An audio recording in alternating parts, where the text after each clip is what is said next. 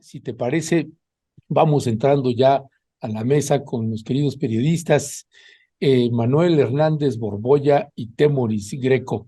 Hoy no va a poder estar con nosotras ni con nosotros Alejandro Almazán, pero sí, Manuel Hernández Borboya y Temoris Greco, a quienes les vamos dando la bienvenida y que vaya que si el país anda pues bastante movidito y bueno, hemos abordado muy poco eh, en las mesas de Momentum, pues esta parte que tiene que ver con la visita que hizo el presidente Andrés Manuel López Obrador a Colombia, por un lado, y a Chile, por otro. Y dos momentos distintos, mensajes distintos y actividades distintas, unas que tienen una dimensión tal vez histórica, política, y otras que tienen que ver con asuntos con respecto de la mirada y la política en materia de seguridad que hay en muchos países y en materia de economía también. Ya se encuentra con nosotros aquí Manuel Hernández Borboya y Temoris Greco. Muy buenos días, compañeros. Hola, hola, hola, buen día, buen día. Ay, perdón, es que no me he conectado bien. Pero sí te escuchas, ¿eh? Perfecto. Hola a todos, buen día. Buenos Hola, días, hola. Sí. Manuel Temoris, ¿cómo están? ¿Qué tal? ¿Qué tal? Buen día.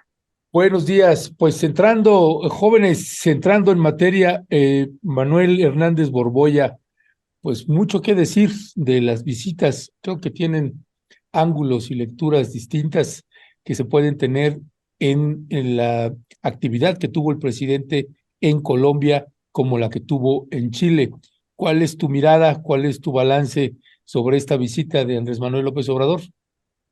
Sí, a mí me parece que sobre todo lo de Colombia fue poco comentado en la prensa mexicana e internacional, se lo comió en la agenda del fin de semana, pero me parece un evento muy significativo, no tanto por la participación de López Obrador, que si bien ayer que platicaba con Ernesto, comentábamos que no fue tan brillante su exposición en el foro antidrogas que propuso el presidente Gustavo Petro de Colombia, pero me parece que sí es un hecho trascendental que los dos países más afectados por el tema de la política antidrogas de Estados Unidos en los últimos 50 años, que incluyó temas como la Operación Cóndor, que realmente fue una operación de contrainsurgencia desplegada en toda América Latina y que tuvo y que generó el apoyo de Estados Unidos a dictaduras como la de Chile, en Argentina, en Bolivia, en Paraguay, etcétera, etcétera.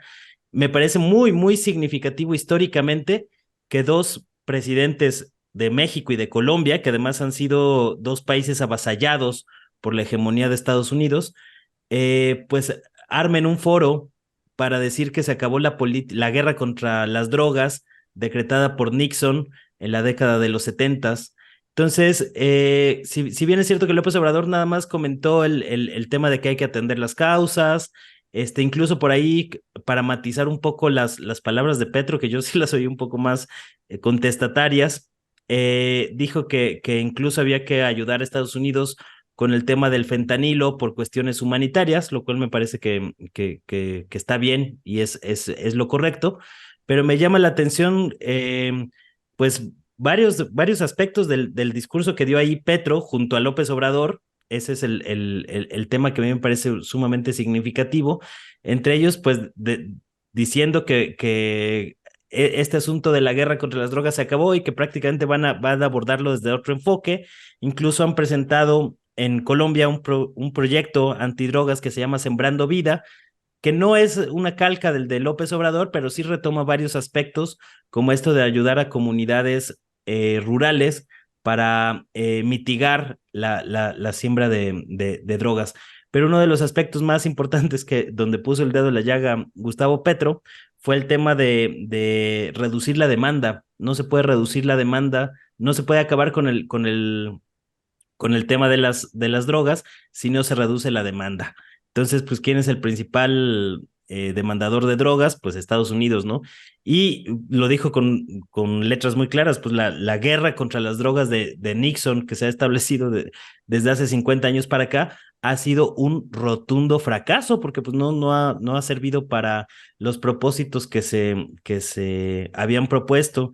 Entonces me parece que el hecho de que estos dos países, México y Colombia, hayan mostrado una postura tan clara sobre ese tema, es un hecho no menor. O sea, yo sí le daría hasta incluso tintes históricos a ese asunto, más allá de de lo que se logre con esta política, pues sí marca un parteaguas en cómo se había venido manejando el tema del narcotráfico a nivel regional, y sobre todo porque acuérdense que este asunto de la guerra contra las drogas fue utilizado o ha sido utilizado por Estados Unidos en los últimos 50 años, pues para ejercer la hegemonía en todo el continente americano. Entonces, con esto Colombia y México pues están pintando su raya dentro de lo posible, porque obviamente en los dos países pues hay un furor golpista muy fuerte, sobre todo en Colombia en estos momentos, pero me parece que es un tema significativo que ante la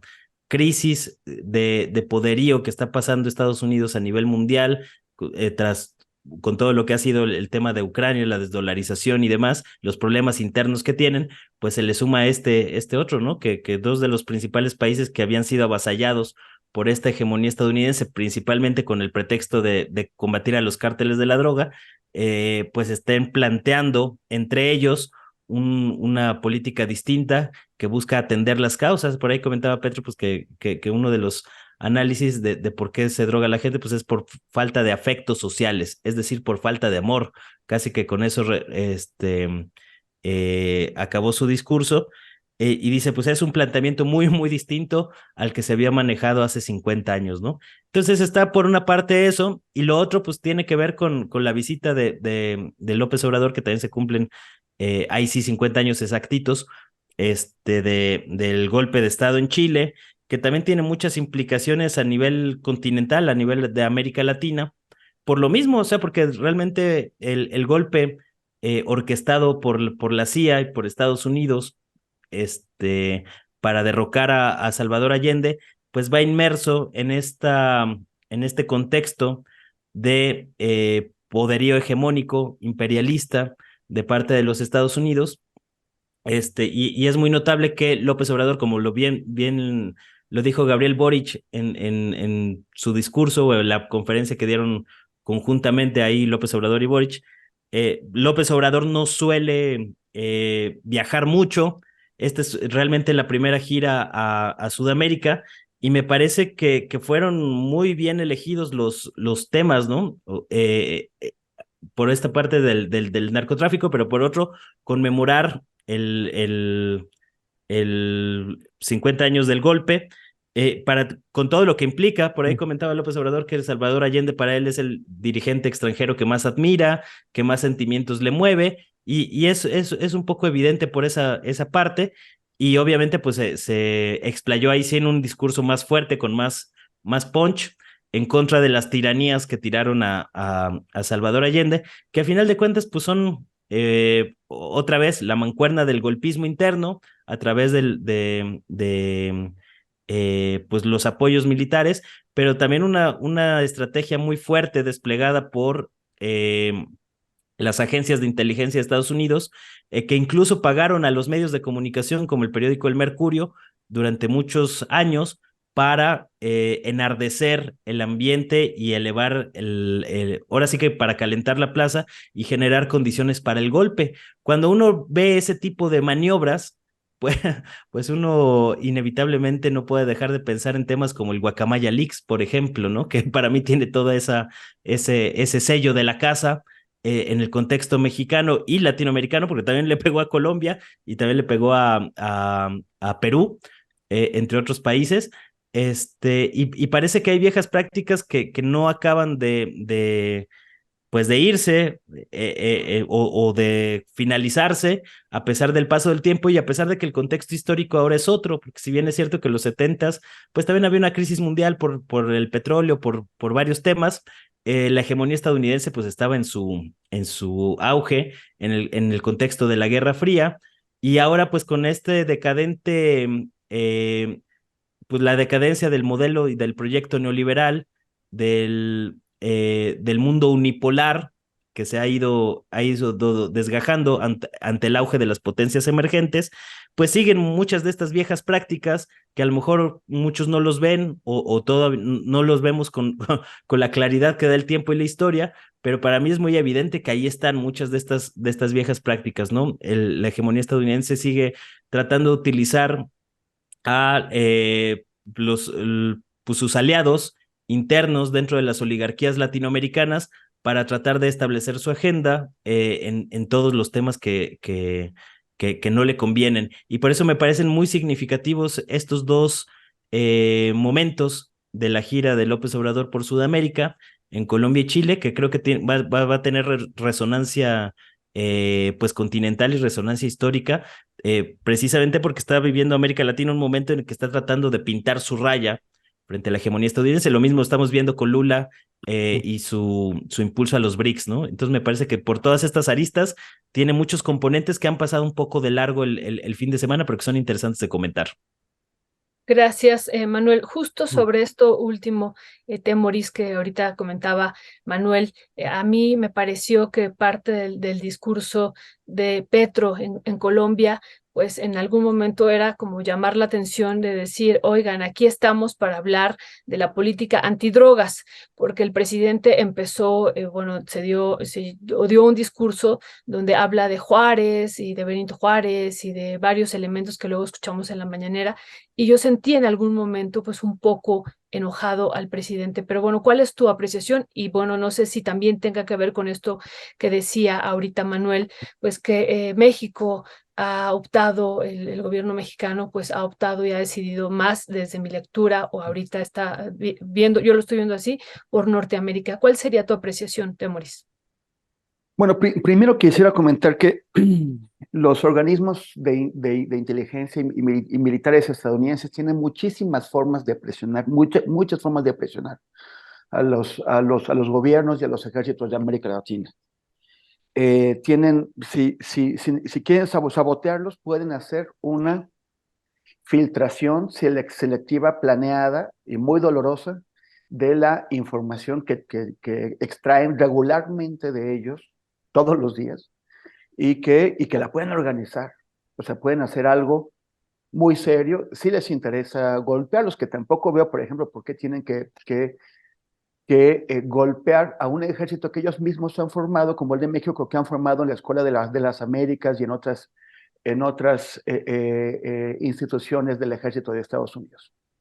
O sea, la oficialidad mexicana, gran parte de ella ha sido formada allá, tiene una enorme influencia. Entonces, como ¿para qué querrían afectar al ejército mexicano, que no es un ejército revolucionario, no es el ejército de la revolución, eso se acabó hace mucho tiempo?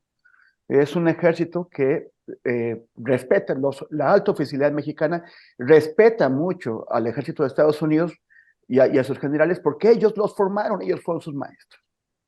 En el caso de Guacamaya Leaks, a mí me parece que se ha formado ahí todas teorías de la conspiración, cuando en realidad fue una operación pésimamente realizada, de gente que no es profesional, de chavos que sí, que se dieron cuenta de unas, que buscan vulnerabilidades, se dieron cuenta de una de ellas, las penetraron y llegaron a un montón de información que no supieron qué hacer con ella, no supieron y que la liberaron de una forma torpe, estúpida, y mucha de ellas información que no se puede usar porque a pesar de que la colocaron a disposición de gente, no fue posible romper algunos candados que sí había dejado el ejército mexicano ahí. Entonces, si les interesara golpear a través de una operación así al ejército mexicano, serían bastante más inteligentes y bastante más cuidadosos en la forma en que lo hicieron. Guacamaya Leaks es un desastre de operación hecho por gente que no es profesional. Pero bueno, pasando al tema de Petro, es muy importante la figura de Andrés Manuel López Obrador en el extranjero ha crecido enormemente. Ha crecido porque aunque al principio del sexenio tenía pues una mirada muy hacia adentro, muy desinteresada de lo que pasaba en América Latina y en el mundo, Además, algo que ha sido subrayado porque a Andrés Manuel no le gusta viajar, bueno, no es que no le guste viajar, pero su atención estaba enfocada en México. Entonces, a diferencia de lo que suelen hacer los mandatarios mexicanos, salió del país muy poco en su periodo. Sí ha tenido operaciones o acciones de gran calado que, por cierto, fueron ejecutadas por Marcelo Ebrard. Por ejemplo, el rescate de Evo, la descalificación de la operación contra el presidente Pedro Castillo en Perú, el vacío que le hizo a la cumbre de las Américas en Los Ángeles. Ha tenido varias posiciones muy fuertes. Y es visto como en ese momento como la figura más importante de la izquierda latinoamericana y una voz en la izquierda mundial. Entonces, tanto el gobierno colombiano como el gobierno de Chile están en problemas. Ya mencionó Manuel que hay que en Colombia hay operaciones que están intentando sabotear al gobierno de Petro. El propio Petro ha denunciado intenciones golpistas que parecen bastante de considerar, que sería, a mí me parece muy difícil que haya golpes en este momento en América Latina y menos en un país tan grande y tan importante como Colombia, pero de que hay sectores que no les importa eso y que gustosos irían al palacio a sacar a Petro de las orejas y a meterlo en calabozo, estoy seguro de que los hay. La derecha colombiana es bestial. Y también el gobierno de Chile está en problemas porque esos jóvenes tan frescos que tomaron la presidencia con Gabriel Boric también han cometido una serie de errores que me parece que uno es, algunos de ellos parece que no se han sustraído a las tentaciones de hacer negocios. Y otros, sobre todo, pues son errores de inexperiencia. O sea, Petro, Boris tiene 35 años, o asumió el poder con 35 años, su equipo es más joven que eso, no habían tenido experiencia en la administración pública, ni sobre todo en la política a esos niveles. Entonces, los dos gobiernos reciben muy bien de la presencia y del apoyo de una figura con el peso de Andrés Manuel, que no solamente es ahora así como el decano de la izquierda latinoamericana, aún por encima de Lula, porque Lula acaba de regresar al poder y todavía está resolviendo problemas internos, no ha tenido tanta proyección externa, pero sino que es un ejemplo porque está asegurando, o al menos eso parece, la continuidad de su proyecto al término de su periodo. Entonces es muy fuerte y me parece que es muy bienvenida. El tema de la lucha contra las drogas. Petro y Andrés Manuel sostienen esto ahora, como lo han venido, los primeros que empezaron a decir la guerra contra las drogas que nos fue impuesta desde Washington es un fracaso. Curiosamente fueron presidentes latinoamericanos conservadores, o en este momento cuando le hicieron ya expresidentes, que durante su mandato aplicaron todo lo que les pidió Washington sobre la guerra contra las drogas. Y con ese desprestigio, o por lo contrario, con esa autoridad, porque ellos, digamos, hicieron lo que les dijeron y no funcionó, y lo experimentaron. Fernando Enrique Cardoso de Brasil, Fernando Pastrana de Colombia y Ernesto Zedillo de México, ya dijeron hace 20 años, la guerra contra las drogas fue un fracaso, tenemos que cambiar el enfoque. Y nos ha costado muchísimo, porque me parece que hay una conciencia general entre las clases políticas de centro, de izquierdas e incluso de una derecha moderada en América Latina, que tenemos que salir de ahí, que ya no funciona, sobre todo en México y en Colombia. Y más cuando en Colombia, pues la extrema derecha de Uribe está estrechamente asociada al narcotráfico. Entonces, ¿qué es lo que podemos hacer? Porque ahora lo dicen Petro y AMLO, pero tampoco vi un plan. O sea, son como declaraciones, pero bueno, ¿y cómo le vamos a hacer? Ese es el problema, porque además los Estados Unidos, pues ya cuántos estados ya despenalizaron, ya están pensando en otra cosa, tú ya puedes comprar legalmente allá, ya hay importación por ejemplo, de marihuana, con características especiales que les dan en los invernaderos y que ellos, ya México ya importa marihuana de Estados Unidos. Entonces, ¿cómo es posible que sigamos atrapados en esto? O sea, es un laberinto del que con declaraciones y declaraciones no hallamos la salida.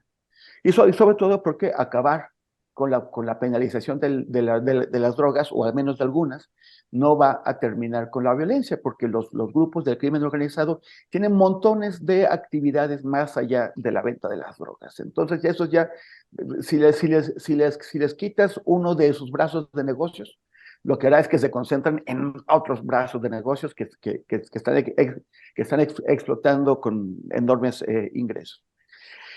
Me encantó lo de Chile, me pareció fantástico y me pareció, independientemente de que efectivamente los jóvenes gobernantes chilenos requerían del apoyo de una figura como Andrés Manuel, también fue una deferencia hacia México. México no fue el único país que recibió exiliados chilenos. O sea, aquí llegaron 3,000, pero me parece que a Suecia llegaron más. O sea, hubo una distribución en varios países, en Canadá y en otros lugares.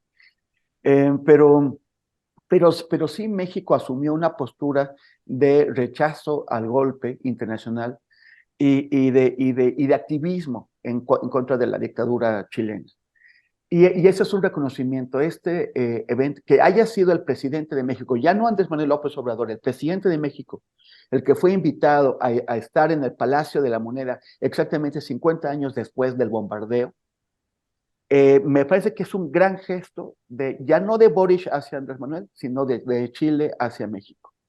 Y no se puede regatear eso.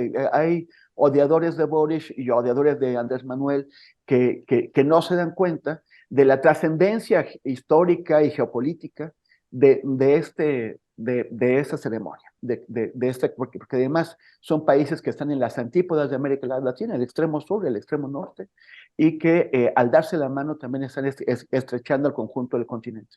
Entonces me pareció que a nivel simbólico fue muy bello, y también que en México, no lo olvidamos, el sábado hubo un concierto organizado por la ciudad en el Monumento a la Revolución, se llamó México le canta a Chile, organizado como mente del proyecto por Fernando Rivera Calderón, en donde artistas mexicanos de diversos tipos, ramas de la música, cantaron piezas del folclore latinoamericano, de chileno, argentino, uruguayo, también de México, que recordó esa época en que el exilio chileno estaba en México, que era muy grande, que tenían una influencia cultural importante, y también una época en que la izquierda mexicana, alejada del poder, era como más ingenua, más idealista, más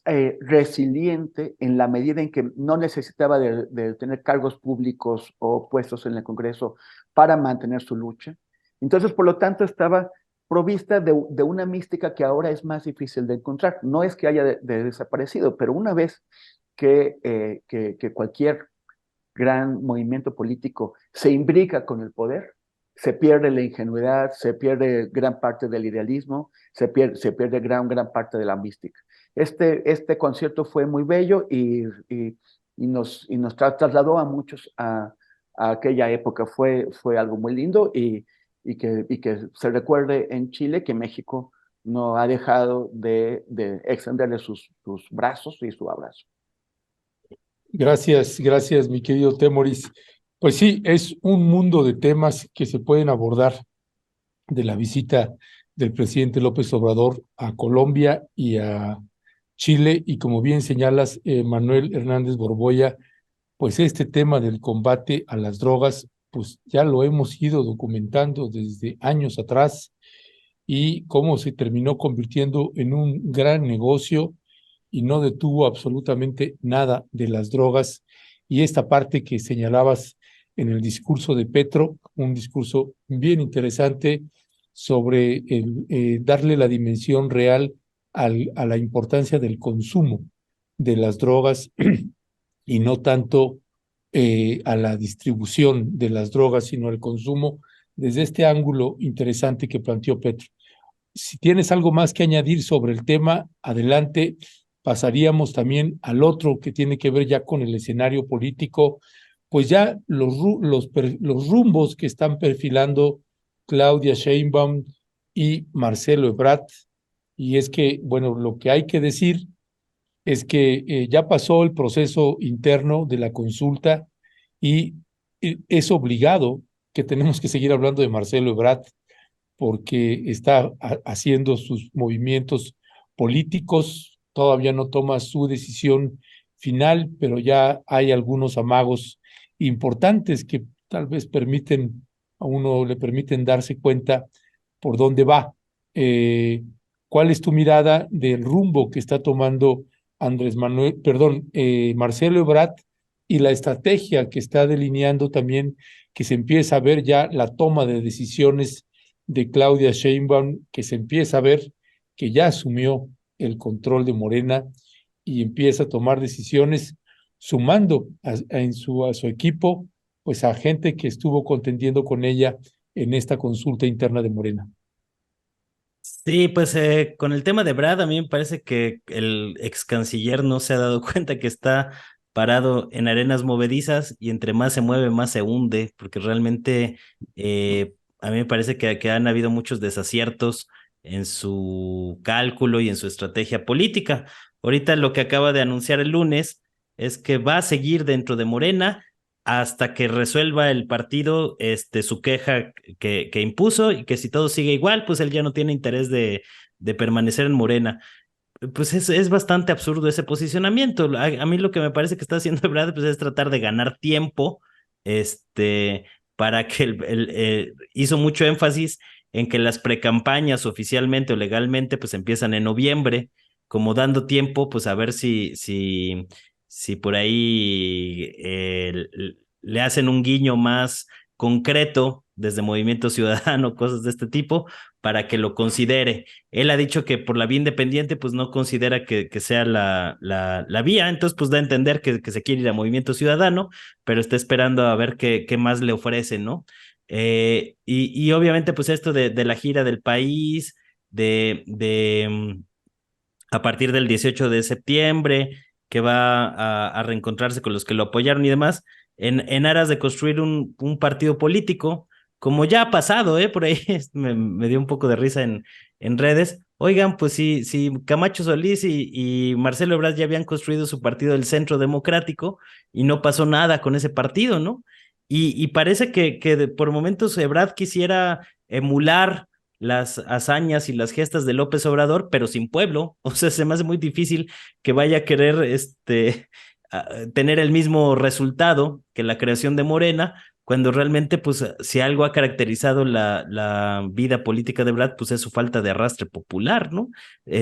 Con el cual parece tampoco no querer tampoco conectar mucho, sino que más bien, pues, él se maneja en el ámbito de las élites y se maneja en general bastante bien, pero creo que sí pues el enojo de haber perdido incluso en su propia encuesta, pues todavía no se le sale a Marcelo Ebrard y está tomando decisiones con la víscera, con la entraña, y que entre más se mueve, pues más se hunde, porque aquí lo habíamos comentado la semana pasada y varias semanas atrás, de que el principal punto del proceso de Morena pues era elevar el costo el costo político de una posible fractura, y es exactamente lo que pasó. Es decir, entre más patalea Ebrard, pues más queda como un traidor a la 4T, más evidencia lo lejano que está ideológicamente del López Obradorismo, y por tanto, pues queda más en evidencia que fue la decisión correcta, ¿no?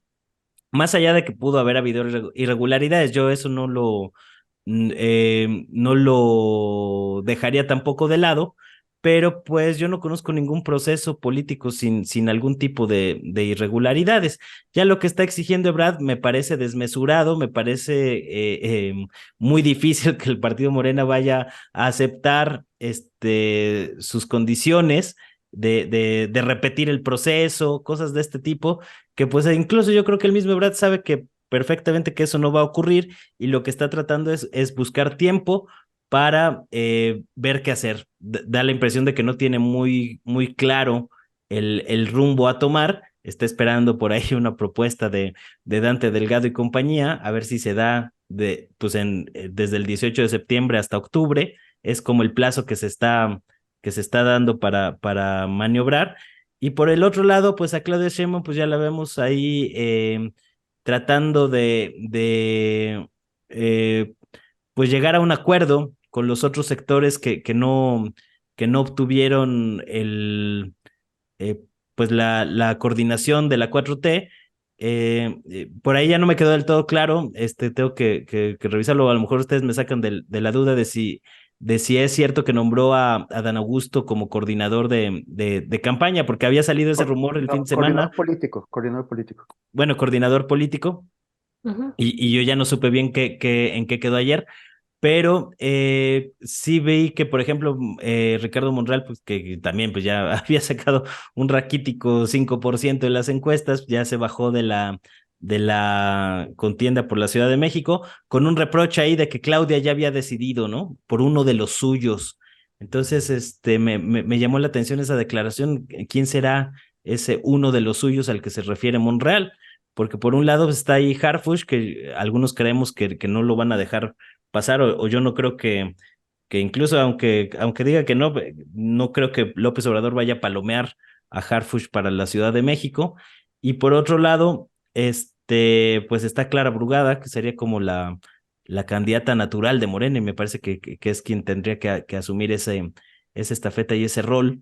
Y que también es un personaje cercano a Claudia Sheinbaum. De hecho, pues la publicidad que está ahora de Clara Brugada, pues va muy en sintonía con lo que fue la campaña de Es Claudia de Sheinbaum, ¿no?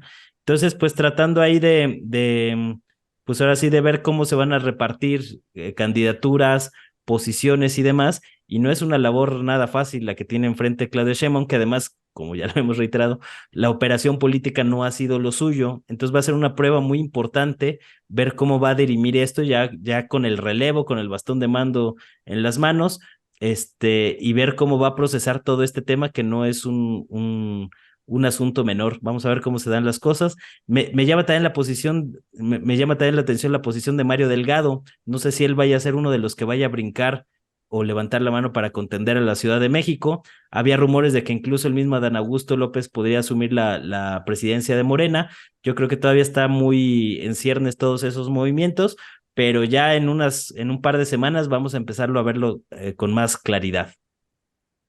Muchas gracias, Manuel. Sí, como bien dices, finalmente Adán Augusto quedó como coordinador político y Ricardo Monreal como coordinador de organización y enlace territorial, ¿no? Eso que también hay que comentarlo. Y bueno, pues a mí me llamó la atención que faltan los otros también aspirantes que no fueron incluidos en este momento. Ya veremos más adelante qué papel van a desempeñar. Pero bueno, Temoris, en esto que ahorita hemos leído sobre Mario Delgado, de que manda un mensaje a Marcelo Ebrard diciendo vamos a revisar esta pues impugnación que ha hecho, por el momento está en la Comisión de Honor y Justicia de Morena, pero esto podría trascender, ¿no? Hemos aquí analizado el lunes y yo no he dejado de pensar en eso con los maxi abogados, cómo esta impugnación que se hace basándose en varios artículos de la Constitución, como lo señala en su texto Marcelo Ebrard, podría llegar al Tribunal Electoral, ¿no? Y eso sí podría ser, desde la lectura de ellos que hacían, pues eso podría tener implicaciones, sobre todo por este artículo 134 de la Constitución. Pero bueno, ¿cuál sería tu valoración de este último mensaje y de todo lo que ha venido pasando esta última semana? Apenas fue el jueves, apenas no hemos cumplido 8 días y han pasado muchísimos eventos. Temoris, ¿cuál sería tu análisis? Mira, creo que el peor escenario y que veo muy, muy lejano es una posible inhabilitación de Claudia por parte del tribunal. Lo veo lejano porque parte de lo que ocurre, de lo que ocurrió en este proceso, pues fue que fue un caos. O sea, como fue una improvisación, como fue una cosa que se les ocurrió de pronto por cómo sacar, cómo dirimir las diferencias entre los aspirantes, cómo tratar de impedir la decisión, que igual Ebrard pues parece que está empeñado en ella, no está claro todavía que la acabe, pero ahí está. no hubo estructuras alrededor de los candidatos con un mando unificado, con una verticalidad, con una centralidad. Fue así como que, bueno, pues los que sean del candidato azul, que hagan lo que sea para promover al candidato azul. Los que sean de la candidata verde, bueno, perdón por lo de verde, porque no creo que a Claudia le encantara eso, pero de la candidata tal, bueno, entonces hagan. Entonces, ahí lo difícil es que sí se comprueban algunas de las denuncias de Marcelo Ebrard de que hubo manejo de recursos públicos en favor de Claudia. Lo difícil sería hacer la conexión entre quien operó esos recursos públicos y la propia Claudia. O sea, Claudia que tuvo, lo pidió, lo ordenó, ¿qué hizo? Porque realmente cualquiera de los simpatizantes de la candidata y los candidatos hizo lo que se le antojó. Es como, incluso también sería difícil demostrar que Adán Augusto pagó el montón de espectaculares que hicieron, con los que llenó parte del país, a menos que haya una línea directa entre sus cuentas y los pagos que se hicieron por esos espectaculares. Pero bien puede no existir eso. Entonces, sí podrían, por ejemplo, eventualmente anular el proceso veo difícil llegar hasta Claudia. Pero entonces, ¿cuál es el otro escenario, digamos, malo para la 4T? Que les anulen el proceso de elección de una coordinadora de los comités de la transformación, todo esto que se inventaron también. Pero es un invento, no está en los estatutos de Morena, no está en la ley electoral. Entonces, anularían la elección de qué cosa, de un puesto que no existe en el papel. Entonces, y Morena puede decir, bueno, pues entonces, o sea, porque no están anulando la elección de una candidata, porque no ha habido una elección de una candidata. Entonces, Morena dice, bueno, entonces ya no tenemos coordinadora de los comités, vale, está bien. Y en noviembre, que ya es el plazo legal para elegir, que empieza para hacer la pre-campaña, el Consejo Nacional se reúne y dice, bueno, pues como el proceso anterior fue invalidado, nosotros votamos y decidimos quién es candidata. Entonces ahí se queda Claudia. Sí sería un desdoro en la medida en que después del show que hicieron en el frente opositor, pues dirían, ya ven, allá en Morena están peor. Entonces, pero digamos que no me parece algo que pueda realmente descarrilar la candidatura de Claudia, a menos que llegaran a demostrar una implicación directa de ella en una operación ilegal con recursos públicos, que lo dudo. Y en cuanto a lo de... bueno, pero lo que sí me llama la atención es esta selección, o sea, esta incorporación que hace de Monreal y de Adán Augusto. Adán Augusto, pues es un señor que tiene el priismo por todos lados. Es un señor de los que, pues, ¿cuál es su ideología? Pues, quién sabe, la que diga el presidente. ¿Cuáles son sus principios? Los que diga el presidente. ¿Cómo opera? Pues opero como sé, que es el tipo de gestos aprendidos en el viejo PRI. Entonces, ¿qué es lo que hará? Pues le dan mucho poder, la coordinación política. Pero esto era inevitable, porque en ausencia de Marcelo Ebrard, el segundo lugar está entre Adán Augusto y Noroña. Hubo 5 encuestas. La de Morena la ganó Noroña en relación con Adán Augusto, quedó en tercer lugar. Otra de las privadas las ganó Noroña, pero Adán Augusto ganó las 3 otras encuestas. Todo eso por décimas, por nada. Pero las otras 3, o sea, en el promedio quedó arriba Adán Augusto. El promedio que presentó el presidente cuando comentó los resultados, o sea, el presidente presenta el promedio y se basa en el promedio para colocar a Adán Augusto en tercer lugar por encima de Noroña. Es una elección que hace el presidente, no lo doy yo. Y que por lo tanto va a asumir Claudia. Tenía que incorporar a Adán Augusto en una posición importante, pues, y es muy importante. que lo coloca en situación de incorporarse a su gabinete. Lo que me llama la atención es la incorporación de Monreal. Ya todos lo vimos en ese evento, casi llorando.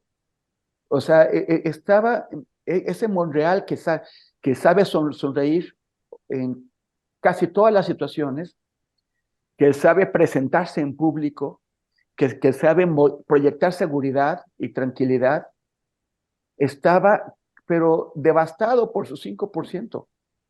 O sea, él aspiraba a ser el primer lugar y se quedó también, de acuerdo con la encuesta, hay unas que lo colocan arriba o abajo, pero en quinto o en sexto lugar, empatado con el que realmente no estaba compitiendo, que era Manuel Velasco, que era el competidor simbólico, el competidor que estaba ahí nada más para el relleno.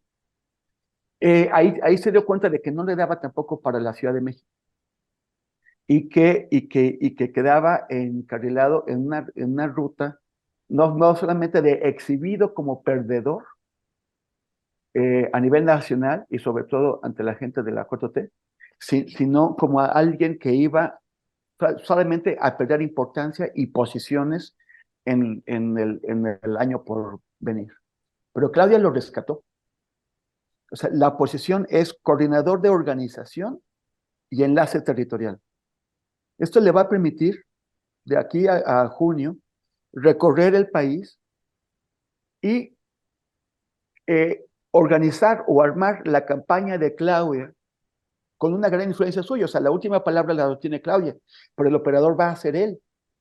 Con esto le permite colocar a su gente en el país en posiciones importantes en la campaña de Claudia, pero además reclutar gente a cambio, porque si no tiene tanta gente él mismo, si por ejemplo en Baja California Sur no hay muchos monrealistas, no lo sé, pero sí no hay muchos, pero él puede, abriendo posiciones, incorporar gente al monrealismo, sacarlos del ebrardismo, sacarlos del noronhismo, sacarlos de otras tendencias que no tuvieron una representación en la contienda anterior.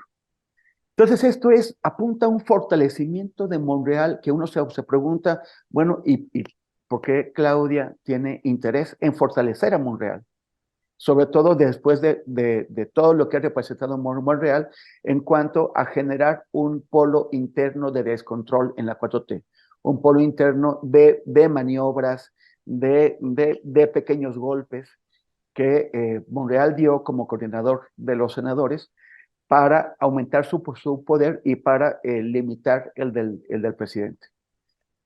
Monreal operó así contra un presidente tan fuerte como Andrés Manuel López Obrador.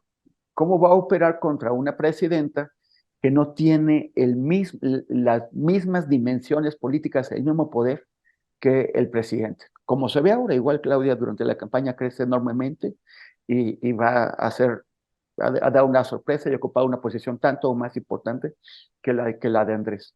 Pero por lo pronto es como echarse el alacrán al lomo de la rana, ¿no?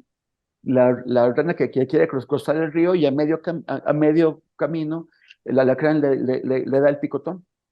Entonces, pues no sé, eso habrá que preguntar qué le ofrece Monreal a la campaña de Claudia para que Claudia lo haya rescatado del bote y le haya dado esta posición que es muy importante, es de mucho poder.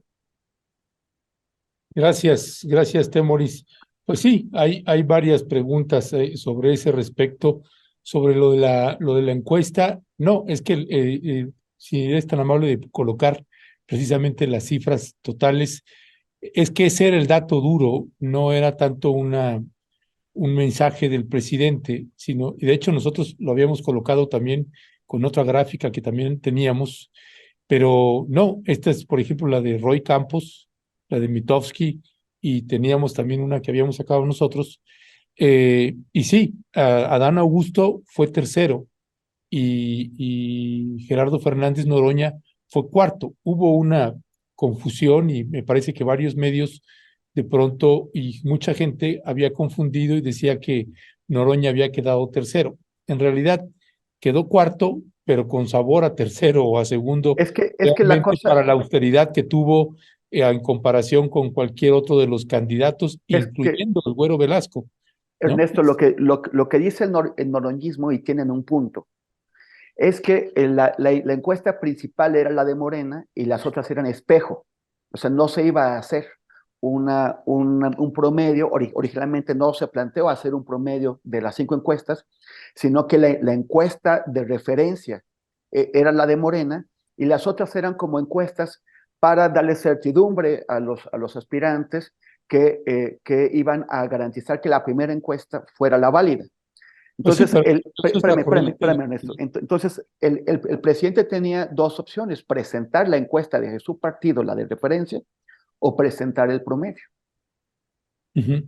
Sí, bueno, yo creo que yo entiendo que también la gente de Noroña pues lo plantea así, pero bueno, pues creo que finalmente lo que es importante es que pues Claudia Sheinbaum pues empieza a tomar decisiones importantes y como bien señalas, pues bueno, ¿por qué está Monreal ahí? Monreal sigue siendo un operador político en algunas regiones y en algunas zonas importante, pero creo que en Noroña, como bien señalas, y así de hecho así titulamos el cartel del día de hoy, Sheinbaum rescata a Noroña y a Dan Augusto también, No, a porque Dan Monreal. Augusto, perdón, a Monreal y a Dan Augusto los rescata a los dos, porque también a Dan Augusto había quedado muy mal parado, con una campaña también accidentada, con muchas polémicas que se generaron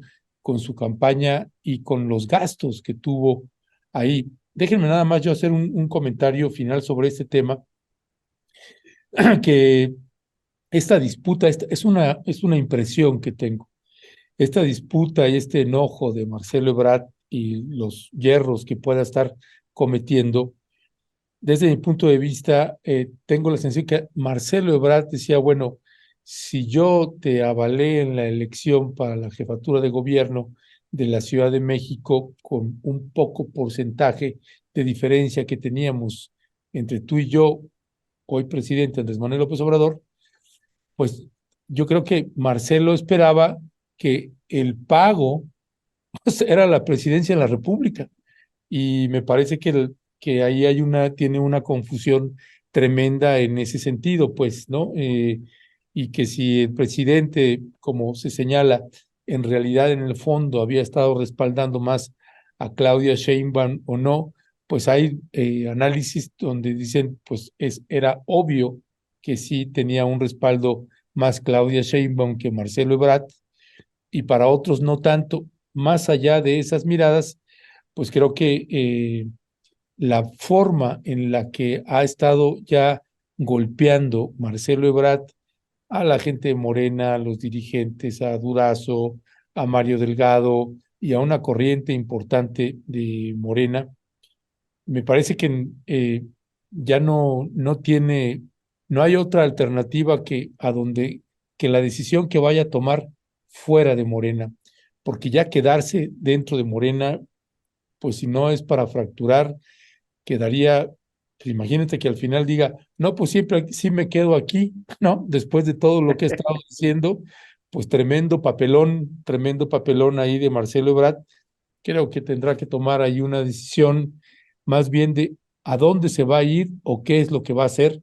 Ya había dicho Manuel Hernández Borbolla, cosa que también comparto, que no veía tanto a Marcelo haciendo toda una campaña como hizo López Obrador, recorriendo a ras de suelo la República Mexicana una y dos veces, aunque él anunció ya su gira para ir a agradecer a la gente que votó por él. Pues bueno, una cosa es que vayas a una capital y otra cosa es que hagas un recorrido municipio por municipio en varias entidades de la República Mexicana. Pues ya veremos qué es lo que sucede. Y Yo, actos en plazas públicas, ¿no? ¿Cuántos recuerdan de la campaña Marcelo? Pues todos fueron petit comité, porque es en donde se mueve mejor. Y es sí, su forma de entender la política, esto de que el presidente me la debe, ¿no? pero creo que no entendió el momento histórico en el que O sea, estamos. es un juego muy, muy personalista, ¿no? O sea, eso es como entre Andrés y yo, pacto de caballeros. Y entonces ya el proyecto queda por allá atrás, el país, la nación, no, lo que importa es lo que nosotros, como si se estuvieran peleando un coche o una mesa o una cosa así. Ándale, ándale. Sí, Así, ¿no? Pues yo te hice el favor y esa es la sí, otra también, ¿no? O sea, en realidad, ni en el escenario de cuando fue la jefatura de la Ciudad de México, ni en el escenario actual, o sea, antes no tenía el respaldo popular del PRD, en ese entonces, cuando Andrés Manuel fue jefe de gobierno de la Ciudad de México, y ahorita tampoco tiene el respaldo de las bases de Morena. Por eso, pues yo señalo, la salida de Marcelo Ebrard es inminente, porque quedarse en Morena, pues con quién se va a quedar, de los cuadros políticos fuertes y duros y que tienen un peso político importante, pues no tiene prácticamente a nadie ahí. Por eso creo que tendrá que ver. Y desde mi punto de vista, puedo estar equivocado, sí, me parece que Movimiento Ciudadano será su decisión final, eso creo. Y hasta vi por ahí un reporte del Senado de que creo que eran aproximadamente 12 ebradistas dentro de la bancada del Senado y al final se quedó con 8, digo, no me crean mucho los números, pero era algo así, ¿no? Porque justo pues muchos de los apoyos que tenía Ebrard en el Congreso, pues no van a brincar cuando está en riesgo su propio cargo o que puedan renovar para otro periodo en la Cámara o en el Senado, ¿no? Entonces, bueno, en el Senado creo que no se puede renovar, pero en la Cámara sí. Pero de todas maneras, pues el apoyo que tiene, pues estaba muy condicionado a otros factores y parece que Brad pues no se dio cuenta y tampoco Brad pues nunca ha hecho base social, nunca ha podido, no lo hizo cuando fue jefe de gobierno con su movimiento de vanguardia que pues nunca pasó nada y pues qué nos hace pensar que va a ser algo lo suficientemente grande ahora en estos meses como para mover las cosas en la elección presidencial de 2024. Yo creo que fue un error por varios lados de Brad porque se va a quedar como el perro de las dos tortas.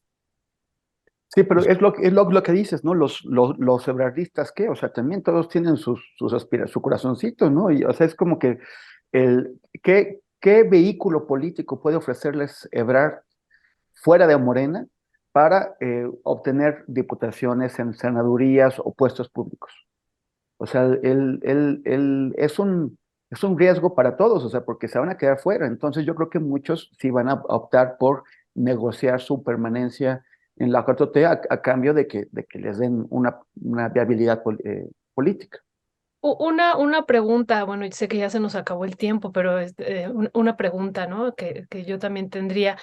A partir de esto de Mario Delgado, que yo te preguntaba, Temoris, ¿no? Que dice él, vamos a atender, vamos a analizar bien a profundidad la impugnación que está haciendo y vamos a darle una respuesta.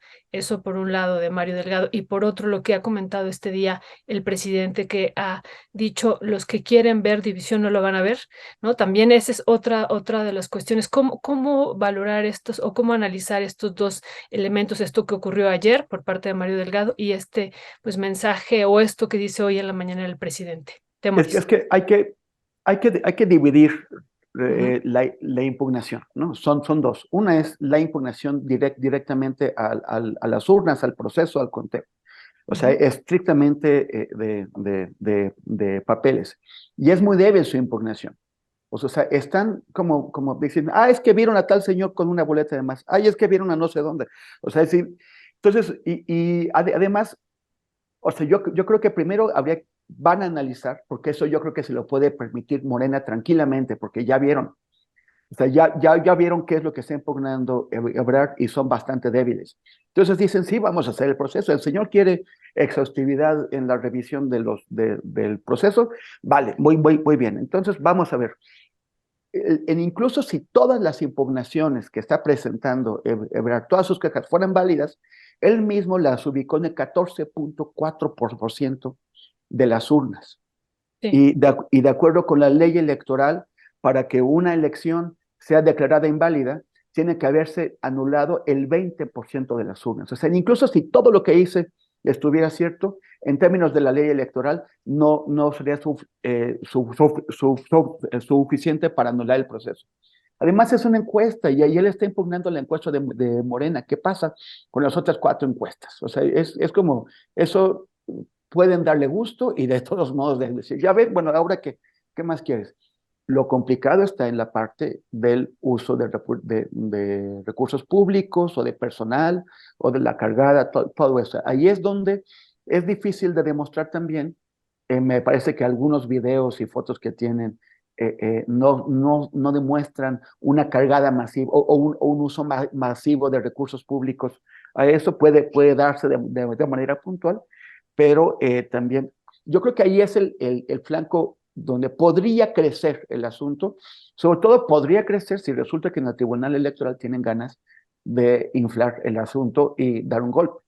Pero Pero lo que yo me refería, Temoris, perdón, hay un paréntesis, a lo que me refería es que pues finalmente Morena y Mario Delgado no le dicen no lo vamos a revisar, más bien lo vamos a revisar a profundidad y le vamos a dar una respuesta. Y lo de hoy, el presidente que dice no van a haber división si quieren verla. Entonces eso a mí me llamó mucho la atención con esto otro que pasó ayer. Nada más cierro el sí. paréntesis, Temoris. Bueno, sí, Marcelo necesita una justificación para salir, si todavía no la encuentra, no es suficiente. Él necesita hacerse víctima, ser maltratado, y no le quieren dar el pretexto. Entonces, cuando Mario Delgado le dice, vale, vamos a hacer lo que pides, que es lo que han hecho, todo el proceso es lo que han hecho. Todo lo que ha pedido Marcelo se le han dado, todo. Entonces, y el presidente dice, no va a haber divisiones, lo que está diciendo es, no hay justificación para una división. No hay justificación para que Marcelo se salga con sus cuates. Porque todo lo que pide se lo estamos dando. Pues La estrategia de Neymar de Marcelo Ebrard. Sí. No lo había pensado. Sí. O de Robben, el holandés que nos robó el penalti. No, fue penal, no, sí, pues finalmente, y habrá que ver, porque la manera trompicada que ha tenido Marcelo de dar bandazos y golpear por aquí, por allá, pues yo no sé si en algún determinado momento o ya está ahí, esto que decías, Temoris, de que pues está buscando un pretexto para salirse, una justificación para salirse, pues yo no sé en qué momento esté, si estará buscando un pretexto para salirse o estará buscando un pretexto para quedarse. A ver ahora cómo le hace, no sé, o a ver cómo le hace, porque sí. Que dijo, creo que todavía soy de Morena, dijo, ¿no? ¿Se acuerdan, no? Dijo, creo que todavía soy de Morena. Entonces, puede ser que busque un pretexto para quedarse. Pero también No, dijo que si no echaban atrás el proceso, no le interesaba quedarse, ¿no? Entonces, pues ya tiene Sí, más un pie afuera. Pero si hubiera sido más frío y calculador, pues le hubiera convenido mejor negociar posiciones, fortalecerse y después sí romper. Pero pues le ganó el coraje, el neymarismo. Está como el presidente que esta mañana preguntó, ¿quién dijo esa frase de como digo una cosa, digo la otra? ¿No? Y bueno, pues yo dije, pues fue la chimoltrufia, ¿no? Entonces, ya está así ahorita Marcelo Ebrard, dice una cosa, dice la otra también. pues sí. No, y nosotros estuvimos buscando a gente de Marcelo para que aceptaran también una entrevista y simple y llanamente no aceptaron la entrevista. Así que ni modos, pues uno hace su chamba y ya si el otro no quiere, pues no quiere y ya está. No dan explicaciones, pues ni modos. En fin, Temoris Greco, Manuel Hernández Borboya, como siempre, muchísimas gracias. Les mandamos un fuerte y fraterno abrazo. Gracias, abrazote, hasta luego. Y ahí queda Gracias. pendiente el tema que puso Manuel, el de los BRICS y México también, qué papel está teniendo en torno a eso. Queda pendiente con ustedes ese temazo. Temazo. Vale, muy bien. Órale. Gracias, hasta luego. Muchas gracias, bye bye. Gracias, bye.